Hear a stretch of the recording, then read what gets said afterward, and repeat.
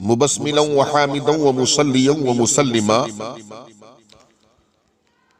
آج ہمارا ہفتہ واری درس قرآن و حدیث کا سلسلہ نمبر ہے 8۔ شراب اور جوئے سے متعلق سماعت فرمائے۔ شراب نوشی ایسا وبال ہے کہ اس سے آپس میں دشمنیاں پیدا ہو جاتی ہیں، اور جو ان برائیوں میں مبتلا ہو وہ ذکر الہی اور نماز کے اوقات کی پابندی سے بھی محروم ہو جاتا ہے۔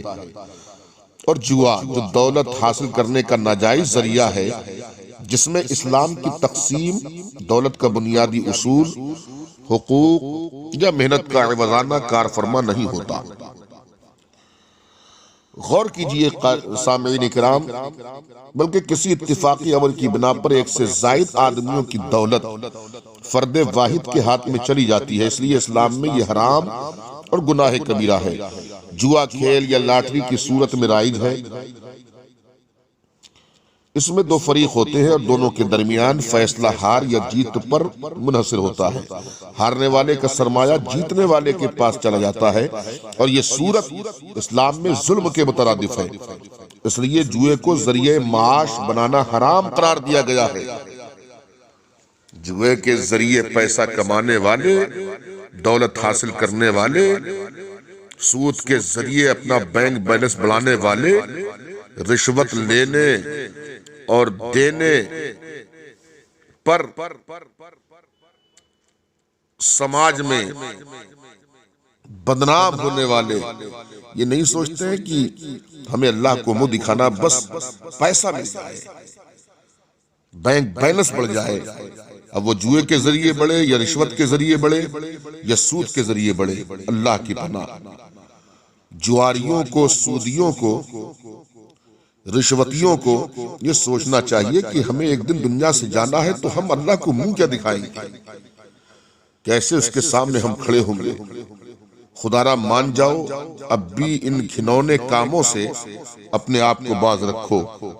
اللہ رب العزت قرآن پاک میں ارشاد فرماتا ہے، يسألونك عن الخمر والميسر قل فيهما إثم كبير ومنافع للناس وإثمهما أكبر من نفعهما ويسألونك ماذا ينفقون قل العفو كذلك يبين الله لكم الآيات لعلكم تتفكرون۔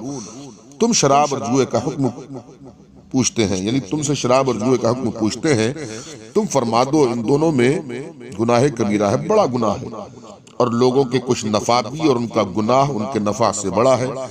تم سے پوچھتے ہیں کیا خرچ کریں، تو فرماؤ جو فاضل بچے، جتنا تمہاری حاجت سے زائد ہو۔ اسی طرح اللہ تعالیٰ تم سے اس کی آیتیں بیان فرماتا ہے کہ کہیں تم غور و فکر کرو۔ سورہ مائدہ شریف کی آیت دیکھیں آپ، انما یرید الشیطان ان یوقع بینکم العداوۃ والبغضاء فی الخمر والمیسر ویصدکم عن ذکر اللہ وعن الصلاۃ فہل انتم منتہون۔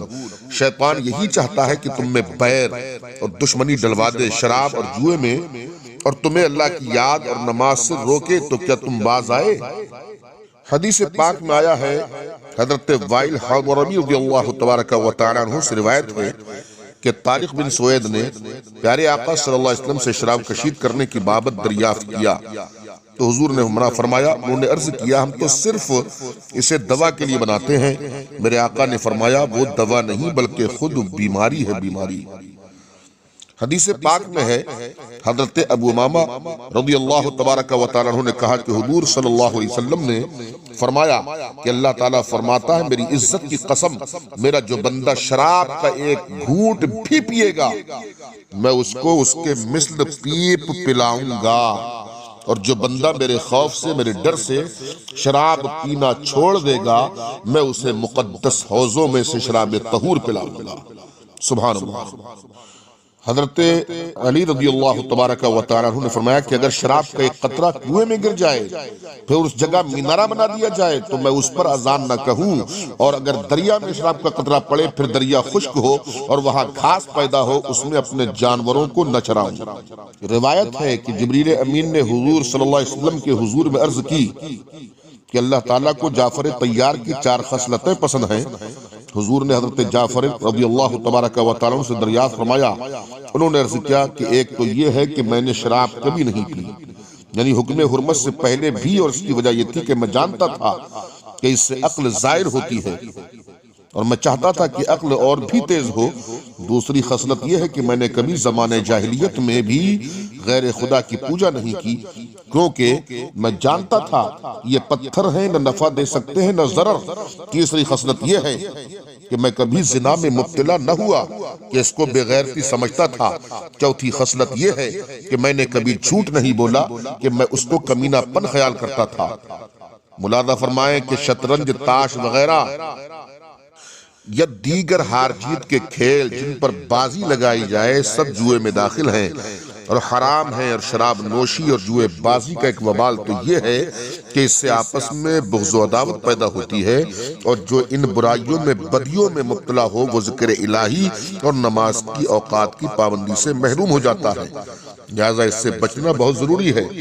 اے غفلت شعار انسان، اب بھی ہوش میں آ جا، دنیاوی چھیل چھبیلیوں سے اپنے کو دور کرتا جا، آخرت کی فکر کر، موت کو یاد رکھ، نماز کی پابندی کر، اعمال صالحہ سے خود کو مزین کر۔ چند روزہ زندگی اور اس کے عیش و عشرت میں مست ہونے والے موت کی شدت، قبر کی ظلمت اور جہنم کے دردناک عذاب کو مت بھول۔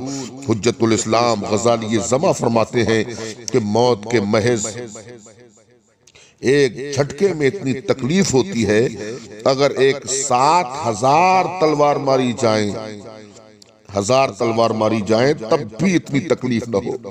اللہ اکبر۔ یہ حجت الاسلام حضرت سیدنا امام غزالی اپنی کتاب میں لکھتے ہیں۔ سوچو تو ذرا صحیح، کیا مرنے کے بعد ہوش آئے گا؟ ابھی وقت ہے، توبہ کر، اللہ سے ڈر اور ایک اچھا مسلمان بن کر رہے، ورنہ یاد رکھ موت کے فرشتے تیری آنکھ کھول دیں گے۔ موت کا ایک جھٹکا تجھے جگا دے گا۔ قبر کی کالی کوٹھری مزید برآں قبر کی تنگی و تنہائی دین سے دوری ہونے کا نشہ اتار دے گی۔ جہنم کی کالی آگ اس یہ دھرے کا مزہ چکھا دے گی۔ خلاف شرع امور مثلاً کھڑے کھڑے بیاہ شادی میں کھانا کھانا، مرد و زن کا اختلاط، کھڑے کھڑے پانی پینا، ڈھول تماشوں میں ننگے ناچ گانوں میں شامل ہونا، ناچ اور گانے میں شریک ہونا، برائیوں سے نہیں بچنا اور پھر ایک دوسرے سے مقابلہ کرنا یا کرانا، گانے سننا، ڈانس کرنا، شراب کے نشے میں بدمست ہو کر کے وغیرہ وغیرہ۔ میرے آقا صلی اللہ علیہ وسلم نے فرمایا کہ شرابی اللہ تعالیٰ سے ملے گا جبکہ وہ نشے کی حالت میں ہوگا۔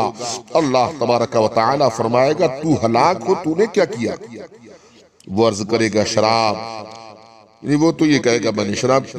کس کی ہمت کہ وہ ادھر سے ادھر ہو سکے؟ صاف صاف وہ کہہ دے گا کہ میں نے شراب پی۔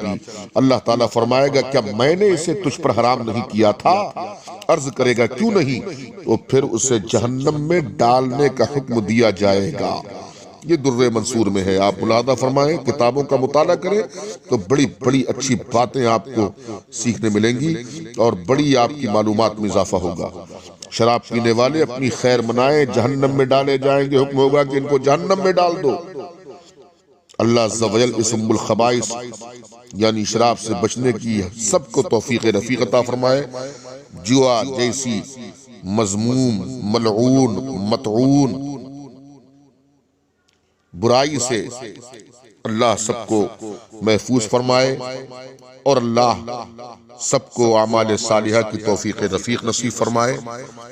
استغفر اللہ ربی من کل ذنب واتوب الیہ، استغفر اللہ ربی من کل ذنب واتوب الیہ، استغفر اللہ ربی من کل ذنب واتوب الیہ۔ جاگنا ہے جاگ لے، افلاک کے سائے تلے حشر تک سونا پڑے گا، خاک کے سائے